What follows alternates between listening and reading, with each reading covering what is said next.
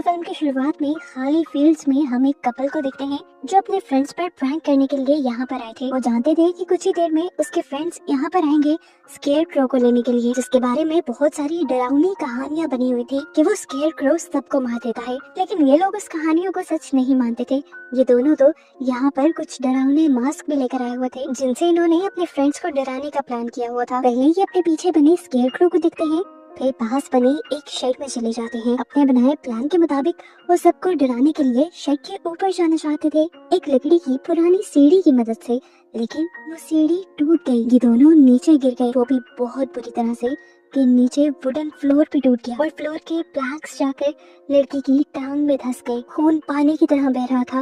वो पूरी तरह पैनिक हो गई। तभी अचानक सारा खून कोई अजीब सी लकड़ी चूसने लगी। लड़की ने जब फील किया कि वो हिल रही है तो उसकी जान निकल गई। उसने जोर से चीख मारी। इससे पहले कि लड़का उसकी चीख पर रिएक्ट करता, लकड़ी से बना एक अजीब सा टेंटिकल आकर उसके सर में स्टैब कर देता है और उसे जान से मार देता है, जिसके बाद उसने इस लड़की को भी मार दिया। साफ पता चल रहा था कि जिस स्केयर क्रो की डरावनी कहानियां सुनकर वो यहाँ आए थे वो सब सच थी। पहले किसी ने उसे इस शेड में कैद किया था, पर इनके गिरने की वजह से वो स्केयर क्रो अब आजाद हो गया। थोड़ी देर बाद अब वो ग्रुप भी आ जाता है जिनको डराने के लिए ये लोग पहले यहाँ आए थे। पता चलता है कि यहाँ पे एक स्केयर क्रो फेस्टिवल बनाया जाता है। पहले वो इन फील्ड्स में मनाया जाता था, पर अब ये फील्ड्स बिक जाने की वजह से ये फेस्टिवल इस मरतबा शहर में मनाया जाएगा। लेकिन इन्होंने प्लान किया कि स्केयर क्रो इसी फील्ड्स का लेकर जाएंगी। एक स्टूडेंट ने प्रोफेसर से पूछा कि मैंने सुना है वो स्केयर क्रो जान ले लेता है लोगों की। तो प्रोफेसर ने कहा कि सब कहानियां हैं, चलो आओ अपना काम करें। एरन ने अपनी एक दोस्त को भी यहाँ बुलाया हुआ था जिनकी ये फील्ड्स थी। क्रिस्टन ने यहाँ पर अपने दूसरे दोस्त एटी को भी यहाँ बुलाया हुआ था। यानी उन 5-6 लोगों की यूनिवर्सिटी वाले ग्रुप के अलावा भी यहाँ और लोग थे। ये लोग बातें कर रहे होते हैं कि अचानक एरन को उसके एक स्टूडेंट की चीखने की आवाज आती है। जाकर उन्होंने देखा तो उसके दोस्तों ने प्रैंक करने के लिए उसे स्केयर क्रो से बांध दिया था। लेकिन अब प्रैंक करने वाले दोनों दोस्त मिल नहीं रहे थे। अभी एरन अपने स्टूडेंट्स के साथ मिलकर उसे फ्री करवा रहा था कि एकदम से उसकी स्टूडेंट बेथ को किसी ने खींच लिया। वो तेजी से पीछे की तरफ बढ़ रही थी। एरन उसे पकड़ने के लिए गया और पीछे से अपने स्टूडेंट्स को कहकर गया यहाँ से कहीं मत जाना। लेकिन इन स्टूडेंट्स ने बात नहीं मानी और वो कहीं और चला गया। यहाँ पे देखा कि बेथ को तो क्रिस्टन ने पकड़कर बचा लिया था, लेकिन अब क्रिस्टन को ही कोई खींचने लगा। एरन ने क्रिस्टन का हाथ पकड़कर उसे बहुत मुश्किलों से बचाया और भागकर ये लोग स्केयर क्रो के पास आए जहाँ पर बाकी लोग थे। यहाँ से केल्विन गायब था। ये लोग आगे बढ़े तो इन्हें केल्विन भी गिरा हुआ मिला। उसे उठाकर ये लोग भागकर फील्ड से बाहर निकल आए। फील्ड से बाहर निकलकर ये लोग एक शेड में आ गए और इन्होंने दरवाजा बंद कर लिया। इन्हें लगा कि शायद मुसीबत टल गई है, लेकिन ऐसा नहीं था। कोई पीछे से जोर जोर से दरवाजा बैंग करने लगा। इन्होंने अब दरवाजे और खिड़कियां सील करने का सोचा। इससे पहले कि यहाँ से कुछ चीजें उठाकर वो सील कर पाते, खिड़की के ऊपर इनकी एक साथी का कटा हुआ जिस्म लटक जाता है। यानी किसी ने उसका मर्डर कर दिया था और उसका सर काट के उसकी बॉडी को यहाँ लटका दिया था। उसे देखकर सबका डर से बुरा हाल हो जाता है। सब शॉक में रह जाते हैं। इससे पहले कि आगे जाकर उस बॉडी के साथ कुछ करते, उसी बॉडी को कोई खींच कर ले गया। सभी की हालत डर से बहुत ज्यादा खराब हो चुकी थी। इन लोगों ने खिड़कियों को सील करने का काम जारी रखा और क्रिस्टन के फोन से पुलिस को कॉल करने की कोशिश की, लेकिन यहाँ पर सिग्नल्स भी नहीं थे। केविन अपने बचाव के लिए यहाँ पर चीजें ढूंढने लगा। उसे एक गन, एक गोली के साथ और मिट्टी का तेल मिल गया जिसे वो अपने बचाव के लिए इस्तेमाल कर सकते थे। अब सब यही सोचने में लग गए थे कि आखिर उनके पीछे पड़ कौन गया है। एक लड़की कहती है स्केयर क्रो, क्योंकि स्केयर क्रो की वजह से ही इस जगह को बहुत ज्यादा हॉन्टेड समझा जाता है। क्या पता वो कहानियां सच हों जो इन्होंने सुनी हुई हो, लेकिन एरन इसमें तो भी कहता है कि ये सब बकवास है। हो सकता है जिसने इन सबको मारा वो कोई एक जानवर हो, कोई जंगली जानवर। बेथ और क्रिस्टियन जिसको उस अजीब सी एंटिटी ने खींचा था, उसका हुलिया उन्होंने केल्विन को बताया और केल्विन ने स्केच किया तो ये लोग बुरी तरह डर गए। वो बिल्कुल स्केयर क्रो की तरह दिख रहा था और ज्यादा किसी घोस्ट की तरह लग रहा था। स्केच बना देखने के बाद तो बेथ की हालत ज्यादा खराब होने लगी थी। उसने सोचा कि दिन में अगर ये हाल है तो रात में तो वो हमें नहीं छोड़ेगा, उसकी पावर्स भी तो ज्यादा हो जाएंगी। बेथ इन सब लोगों से कहती है कि हमारे यहाँ से निकलना ही बेहतर है, लेकिन ये निकलते कैसे? बस के जरिए, जिसकी चाबियां उस लड़की के पास थी जिस लड़की का मर्डर हो गया। और अब रह गया था एडी का ट्रैक्टर जो कि चल भी नहीं रहा था। लेकिन एरन अब फैसला करता है कि वो उसी ट्रक को स्टार्ट करने का रिस्क लेगा, क्योंकि वही ट्रक इनकी आखिरी होप है। वो सबको कहता है कि मैं ट्रक को स्टार्ट करके हेल्प लेने जाने की कोशिश करूंगा। अगर सब बाहर निकले तो यकीनन किसी न किसी की मौत हो जाएगी। बेथ जो सबसे ज्यादा घबराई हुई थी, उसे प्लान पसंद नहीं आया, उसे किसी की परवाह नहीं थी, लेकिन वो कहती है कि मैं पहले ट्रक में जाऊंगी आपके साथ। ये लोग इससे पहले कि कोई नया प्लान बनाते, बेथ अपने फ्रेंड कैल्विन से कहती है मुझे बस अपनी जान बचानी है, प्लीज तुम कुछ भी करो। और वो लड़का उसकी बात मानकर अपनी जान की परवाह किए बगैर विंडो से बाहर कूद जाता है। एरन के जाने से पहले ही वो अब ट्रक में चढ़ गया, लेकिन ट्रक स्टार्ट करने की कोशिश की तो ट्रक स्टार्ट ही नहीं हुआ। और अब ट्रक की विंडो पे हमें पहली मर्तबा स्केयरक्रो को दिखाया गया। कैल्विन तो उसे देखकर घबरा गया। उसे बचाने के लिए उसका ग्रुप बाहर निकला। एडन ने उसे मारने के लिए गोली चलाई, लेकिन गन बैकफायर कर गई। क्रिस्टन ने केरोसिन और आग रख तक फेंकी, लेकिन उसमें स्केयरक्रो नहीं मरा, बल्कि उनकी आखिरी उम्मीद ट्रक ही जल गया। सभी लोग अब बाहर आ चुके थे और वापस अंदर नहीं जा सकते थे, क्योंकि एंट्रेंस पर ही स्केयरक्रो आ गया था। अब ये लोग भागकर एक दूसरे शेड की तरफ गए, जिस शेड के अंदर से मूवी के स्टार्ट में वो स्केयरक्रो बाहर निकला था। इसका फ्लोर बहुत खस्ता था। इन सब लोगों के जाते ही इनके वजन से वो टूट गया। यहाँ आते ही ये लोग घबरा गए, क्योंकि इनको पहले मरे हुए दोनों लोगों की लाशें बुरी हालत में दिखाई दी, जिसमें से एक लाश तो आधी खाई जा चुकी थी, जिसे स्केयरक्रो नहीं खाया होगा। ये सभी लोग इस कड़े में आकर और ज्यादा परेशान हो गए थे। वो समझ गए थे कि स्केयरक्रो को यही बंद किया गया होगा, और अगर वो यही रहे तो बड़ी आसानी से स्केयरक्रो का शिकार बन सकते हैं। इसलिए इन्होंने फैसला किया कि ये लोग वापस ऊपर जाएंगे।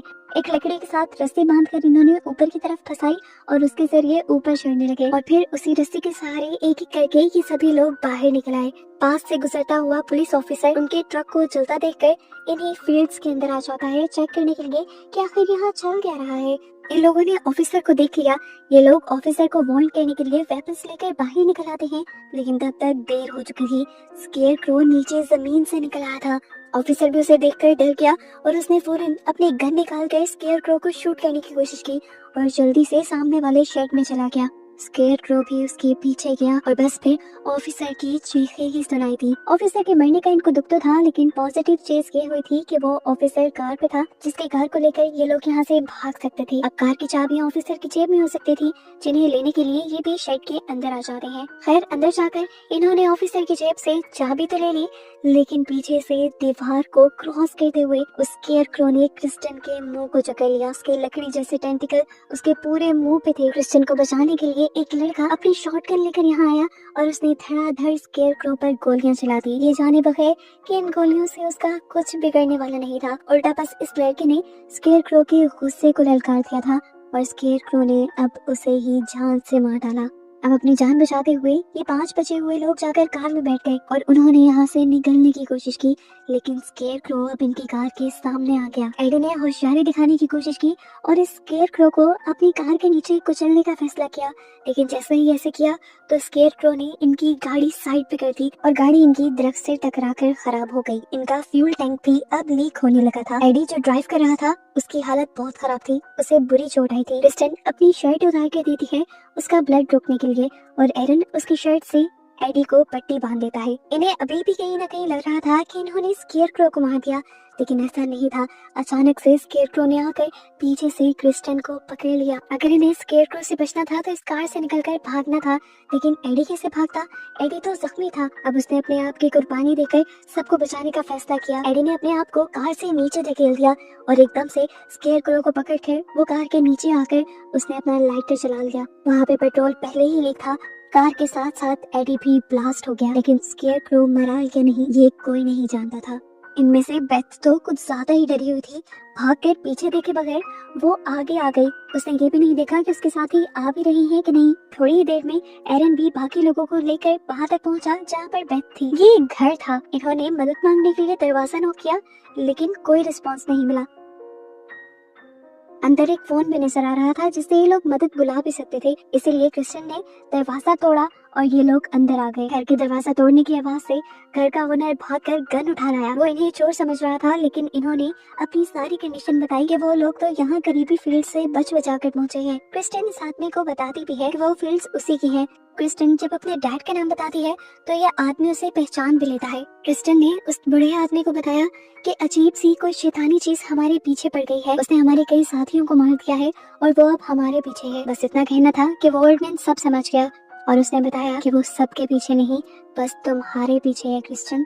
वो तुम्हें मारना चाहते हैं, क्योंकि आज से 100 सालों पहले तुम्हारी फैमिली ने उस स्केयरक्रो को कैद कर दिया था और इसी चीज का बदला वो अब तुमसे लेगा। और तुम्हारी फैमिली ने ऐसा इसलिए किया था क्योंकि वो तुम्हारी फैमिली को मार रहा था, और वो 100 सालों पहले कहाँ से आया था ये तो कोई भी नहीं जानता। बस मैं इतना जानता हूँ कि उस स्केयरक्रो को मारने के लिए हर तरीका ट्राई किया गया था, लेकिन कोई भी तरीका उसको मार नहीं पाया, इसीलिए तुम्हारी फैमिली ने उसे अपने शर्ट के अंदर कैद कर दिया। अब वो आजाद कैसे हुआ ये तो इन लोगों को भी नहीं पता था। यह आदमी बताता है कि हर साल यहाँ पर वो फेस्टिवल भी इसीलिए मनाया जाता है कि कोई स्केयरक्रो के बारे में भूले मत। उसकी डरावनी कहानियां उस फेस्टिवल में इसीलिए सुनाई जाती हैं कि सारे पहले से पहले अलर्ट रहे, लेकिन समझ में नहीं आ रही थी कि 100 साल बाद ये स्केयरक्रो छूट कहाँ से गया था। फिलहाल ये आदमी मदद बुलाने के लिए पुलिस को कॉल करने की कोशिश करता है, लेकिन देखा उसने कि फोन भी डेड है। अब तो इस ओल्ड मैन के घर के बाहर भी कुत्ते भौंकने लगे थे, इस तरह कि जैसे उन्होंने कुछ बहुत ही भयानक देख लिया हो। ये ओल्ड मैन उन्हें देखने के लिए बाहर जाता है और जाने से पहले पूरे ग्रुप को कहकर जाता है जो भी क्रिस्टियन के साथ रहेगा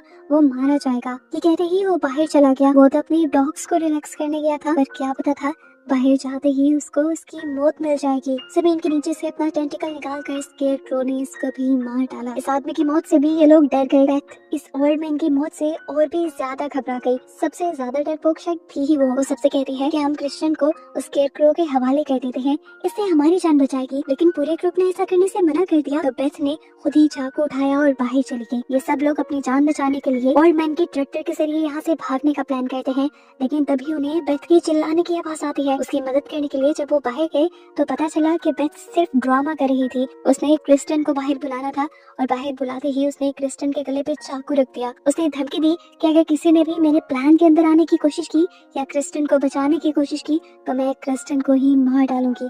ये कहकर उसने स्केयरक्रो को बुला लिया और स्केयरक्रो भी जैसे एक आवाज भी यहाँ आ गया। एरन ने क्रिस्टियन की जान बचाने के लिए एक रस्सी उठाई और उसका एक फंदा बनाते हुए स्केयरक्रो के टेंटिकल में डाल दिया और फिर उस रस्सी को थ्रेशर मशीन के साथ अटैच कर दिया। थ्रेशर मशीन ने जब रस्सी के साथ स्केयरक्रो को खींचा तो स्केयरक्रो एकदम से क्रिस्टियन से तो दूर हो गया, लेकिन उसने जाते जाते बेथ का पाँव पकड़ लिया। तेजी से मशीन ने स्केयरक्रो के साथ साथ बेथ को भी क्रश कर डाला, जिसके बाद स्केयरक्रो तो नहीं मरा लेकिन बेथ का कीमा बन गया। अब इन तीनों को जान बचाकर यहाँ से निकलना था। एरन को वहाँ पे एक बाइक नजर आई जिसे वो और क्रिस्टियन देखने लगे। अभी वो इसकी इंस्पेक्शन ही कर रहे थे कि अचानक से स्केयरक्रो ने आकर पीछे बचे हुए मारिया की टांग में स्टैब कर दिया। उसकी चिल्लाने की आवाज से ये दोनों उसके करीब आए और स्केयरक्रो की टेंटिकल को उसकी टांग से निकालकर उसे दूर फेंक दिया। अपनी जान बचाने के लिए वो कितना भी भागते, स्केयरक्रो उनके बहुत करीब था और उनसे कई ज्यादा तेज भी था। अब क्रिस्टियन जो ये बात जानती थी कि असल में स्केयरक्रो उसके पीछे है, उसके जहन में एक प्लान आता है स्केयरक्रो को डिस्ट्रैक्ट करने का।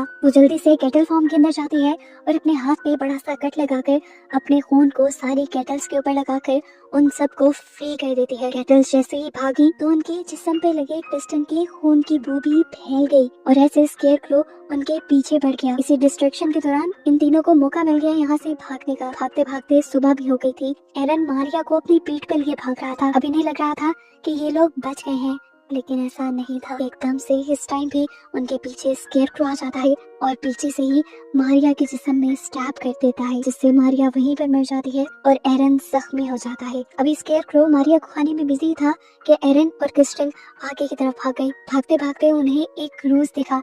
ये काफी पुराना लग रहा था, लेकिन यहाँ से उन्हें मदद मिल सकती थी। इन्होंने उसके अंदर जाने का फैसला किया, लेकिन वहाँ जाके क्या देखा कि स्केयरक्रो उनसे पहले ही यहाँ आ चुका था। उसको देखकर इस मर्तबा एरन उससे डरा नहीं और उसे लेकर पानी में कूद गया। ये नजारा देखकर क्रिस्टियन फूट फूट के रोने लगी।